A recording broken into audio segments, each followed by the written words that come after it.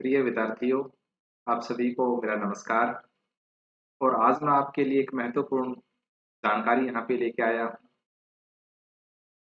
एक हमारी राष्ट्रीय स्तर की छात्रवृत्ति है, जिसको हम एनएमएमएस एग्ज़ाम बोलते हैं।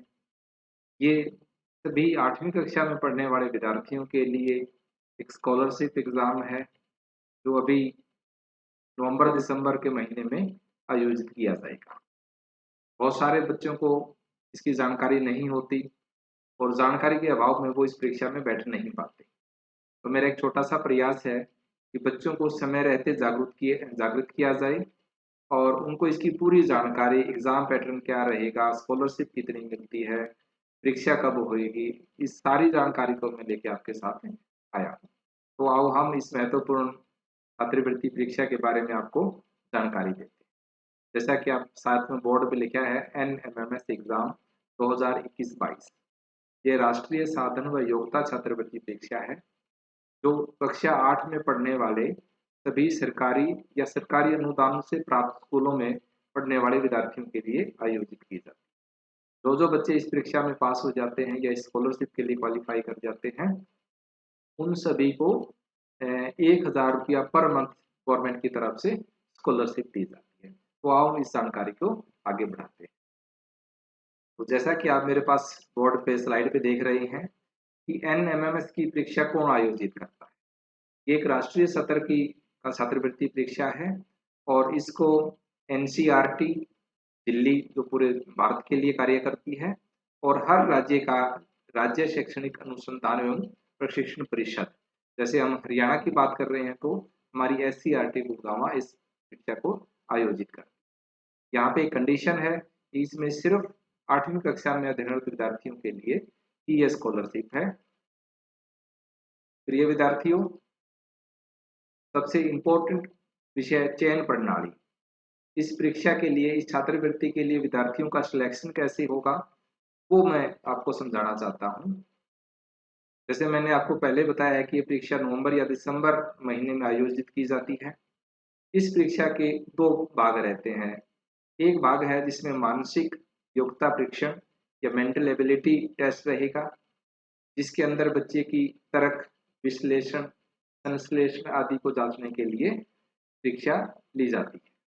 इस पहले भाग में सभी प्रश्न बहुविकल्पीय होंगे। टोटल 90% पूछे जाएंगे और सभी प्रश्न अनिवार्य रहेंगे। भाग 2 बौद्धिक योग्यता परीक्षण, होलिस्टिक एप्टीट्यूड टेस्ट। इस भाग में भी आपसे 90% पूछे जाएंगे। सभी प्रश्नों का एक-एक अंक रहेगा और सभी प्रश्न करने अनिवार्य रहते हैं। अब जो दूसरा भाग है हमारा बौद्धिक योग्यता परीक्षण वाला, उसके आगे 3 भाग कर दिए जाते हैं। एक भाग विज्ञान साइंस से संबंधित रहेगा, जिसमें से 35 अंक के प्रश्न आपसे पूछे जाएंगे, यानी कि 35 प्रश्न आपसे यहाँ पे पूछे जाएंगे। भाग 2 मैथमेटिक्स का रहेगा, जिसमें से 20 प्रश्न आपसे पूछे जाएंगे और भाग 3 सामाजिक विज्ञान से संबंधित रहेगा, जिसमें आपसे 35 प्रश्न पूछे जाएंगे। तो कुल मिला के 90% आपके सब्जेक्ट से रिलेटेड रहेंगे और 90 ही प्रश्न आपके मेंटल एबिलिटी के टेस्ट से रहेंगे। इस परीक्षा में ये सबसे बड़ा चयन प्रणाली का सिस्टम। तो प्रिय विद्यार्थियों, इस परीक्षा से संबंधित कुछ और विवरण मैं आपको बताना चाहता हूँ। जैसे कि सभी प्रश्न बहुविकल्पीय होंगे, 4 ऑप्शन दिए होंगे और उसमें से कोई एक विकल्प सही रहेगा, आपको टिक करना है। और दूसरा, इस परीक्षा में कोई नेगेटिव मार्किंग नहीं होती है। अगर आप गलत उत्तर देते हो तो उसका कोई अंक आपसे नहीं काटा जाएगा। और कुछ समय और अधिकतम अंक और न्यूनतम अंक आपको कितने चाहिए। जैसे इस परीक्षा में 2 भाग हैं 90-90 मिनट के और दोनों में ही 90-90 क्वेश्चंस पूछे जाएंगे आपसे और मिनिमम अंक वो 36 आपने लेने होते हैं। लेकिन यहाँ पे मिनिमम अर्हता अंक की आवश्यकता नहीं है, ये मेरिट बेस्ड है। जो टॉप के बच्चे होंगे उन्हीं का सिलेक्शन होता है, लेकिन कम से कम आपको इतने नंबर इस परीक्षा में आने चाहिए, तभी आपको ये छात्रवृत्ति मिल सकती है। इसमें अनुसूचित जाति, पिछड़ा जाति, असक्त विद्यार्थियों के लिए है अर्हता अंक में छूट है, वो 29 अंक की है। जब 29 अंक लेते हैं और मेरिट में आते हैं तो उनको ये छात्रवृत्ति मिल सकती है। अब दूसरा महत्वपूर्ण प्रश्न आता है कि इस छात्रवृत्ति परीक्षा के लिए पाठ्यक्रम क्या है, कहाँ से प्रश्न पूछे जाते हैं। पाठ्यक्रम में कोई सीमित पाठ्यक्रम नहीं है जिसको परिष्कृत किया जाए या जिसको बता दिया जाए, लेकिन एक स्टैंडर्ड रहता है कि 8वीं कक्षा में जो केंद्रीय बोर्ड या स्टेट बोर्ड्स की परीक्षा होती है, सिलेबस होती है, वहीं से ये पूछा जाए। और आपकी जो आंसर देने हैं वो OMR शीट पे भरे जाते हैं जिसमें 4 ऑप्शन दिए होते हैं और आप सही वाले ऑप्शन के ऊपर ब्लैक डार्क सर्कल क्रिएट करते हैं। क्या इस छात्रवृत्ति परीक्षा में आरक्षण भी बच्चों को मिलता है, यानी कि आपको अनुसूचित जाति, अनुसूचित जनजाति या अन्य किसी प्रकार का आरक्षण मिलता है कि नहीं मिलता है। तो ये परीक्षा जिला स्तर पर आयोजित की जाती है। कहने का अर्थ ये है कि जो सब मेरिट बनेगी वो डिस्ट्रिक्ट वाइज भी मेरिट बनती है और इसमें BCA ए वर्ग के लिए 16%, BCB वर्ग के लिए 11%, SC को 20% और शारीरिक विकलांग वर्ग को 4% आरक्षण दिया जाता है और बाकी सारी सामान्य विद्यार्थियों के लिए सीटें रहती हैं। आरक्षित श्रेणी के लिए आप किसी भी श्रेणी से हैं, SC, BCA, BCB या फिजिकली हैंडीकैप्ड का प्रमाण पत्र हरियाणा राज्य के सक्षम अधिकारी से बनवाकर लोड करेंगे। और इसी प्रकार SC, BC या BCB का प्रमाण पत्र लोड नहीं करने की स्थिति में परीक्षार्थी को सामान्य वर्ग में ही दिया जाएगा और बाद में किसी भी आरक्षित श्रेणी का फायदा उसको नहीं मिलेगा।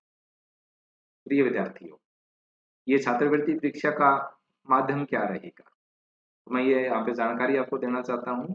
ये परीक्षा हिंदी और अंग्रेजी आपका क्वेश्चन पेपर है वो दोनों भाषाओं में ही आएगा। आप किसी भी इन दोनों में से किसी एक भाषा का सिलेक्शन कर सकते हैं।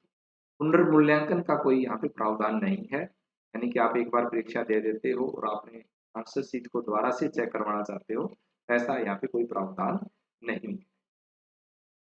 प्रिय विद्यार्थियों, इस NMMS एग्जाम को देने के लिए पात्रता क्या रहती है, यानी कि कौन विद्यार्थी हैं जो इस परीक्षा को दे सकते हैं। तो इसकी सबसे पहले कंडीशंस मैंने आपको बता दी थी कि सिर्फ वही विद्यार्थी इस परीक्षा में भाग ले सकते हैं जो किसी सरकारी स्कूल में पढ़ते हैं या सरकार द्वारा अनुदान प्राप्त स्कूल में पढ़ते हैं।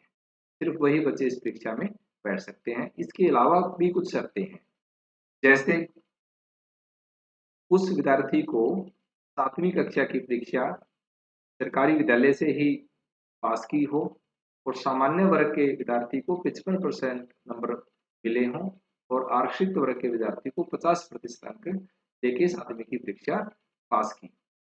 और दूसरा कंडीशन ये रहती है कि माता पिता की सभी स्रोतों से कुल वार्षिक आय 1.5 लाख रुपये से कम होनी चाहिए। सिर्फ वही बच्चे इस छात्रवृत्ति को प्राप्त कर सकते हैं। और ये भी है कि इस छात्रवृत्ति को सिर्फ एक बार ही बच्चा परीक्षा दे सकता है और इसके लिए कोई परीक्षा शुल्क नहीं लिया जाएगा। और कक्षा 8वीं का अनुत्तीर्ण विद्यार्थी, यानी कि जो पहले फेल हो चुके हैं 8वीं कक्षा में, वो इस परीक्षा को नहीं दे पाए। प्रिय विद्यार्थियों, ये सभी जानकारी मैंने SCERT गुड़गांव की वेबसाइट से प्राप्त की हैं और मैं अधिक और सही जानकारी के लिए आपको भी ये सुझाव देता हूँ कि ये जो हरियाणा SCERT हरियाणा की वेबसाइट का एड्रेस दिया गया है, आप समय समय पर इस वेबसाइट को चेक करते रहें। इस वेबसाइट पे जाके लेटेस्ट इंफॉर्मेशन आप यहाँ से प्राप्त कर सकते हैं। एक मैं विशेष निवेदन अपने आदरणीय अध्यापक गण से करना चाहता हूँ कि ये छात्रवृत्ति मेधावी परंतु आर्थिक रूप से कमजोर छात्रों के लिए, छात्रों के कल्याण के लिए आयोजित की जाती है। अतः सभी अध्यापक इस वीडियो के लिंक को 8वीं कक्षा का जो हमने व्हाट्सएप ग्रुप ऑनलाइन स्टडी के लिए क्रिएट किए हुए हैं, उन ग्रुपों में इस वीडियो को जरूर भेजा जाए ताकि बच्चे अभी से इस छात्रवृत्ति परीक्षा की तैयारी के लिए लग जाएं और बच्चों के कल्याण को देखते हुए, उनके फायदे को देखते हुए हम बच्चों को ऑनलाइन फ्री में इसी यूट्यूब चैनल पे NMMS की तैयारी भी करवाएंगे। तो मैं आपसे उम्मीद करता हूँ कि इस जानकारी को सभी वो विद्यार्थी जो इसके लिए योग्यता रखते हैं, यानी कि सरकारी स्कूल में पढ़ते हैं, मेधावी हैं और उनकी आय है वो 1.5 लाख रुपया वार्षिक से कम रहती है, तो ये सूचना उन सभी तक भेजी जाए। समय रहते हम उनको तैयारी करवाएंगे और ज़्यादा से ज़्यादा बच्चे इस छात्रवृत्ति के लिए क्वालिफाई करें, ऐसा हम उम्मीद रखते हैं। नमस्कार।